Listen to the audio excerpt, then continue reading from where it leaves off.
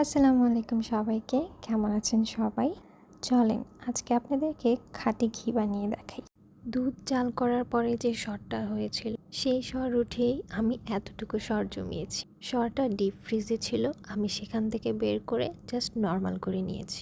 Normal হওয়ার পর আমি চুলায় একটা প্যানে নিয়ে নিব, আর চুলার হিটটা মিডিয়াম হাইতে রেখে আমি এভাবে নাড়তে থাকবো। এই কাজটা ধৈর্য নিয়ে একটু ধীরে ধীরেই করবেন, খাঁটি জিনিস বানাচ্ছেন বলে কথা। একটু পরে সর থেকে ঘিটা আলাদা হয়ে আসবে, আর খাঁটি ঘিয়ের গন্ধ বেরোতেই আপনার মনও পাগল হতে থাকবে। এটা যদি বাসায় আপনারা কেউ বানান, ট্রাস্ট মি, আর কখনই আপনারা বাইরের ঘি কিনে খাবেন না।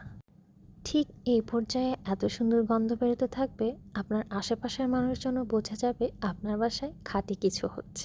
ঘিটা বেরিয়ে আসার পর বাকি অংশটা এরকম গোল্ডেন ব্রাউন হলে আমি এটাকে নামিয়ে ফেলব। নামিয়ে এটাকে ছেঁকে নিব। একটু ঠান্ডা হবার পরে আমি এটাকে ছোট্ট একটা জারে স্টোর করেছি। আপনারাও সহজেই বাসায় বানিয়ে ফেলবেন, আর আমাকে জানাতে ভুলবেন না। আল্লাহ হাফিজ।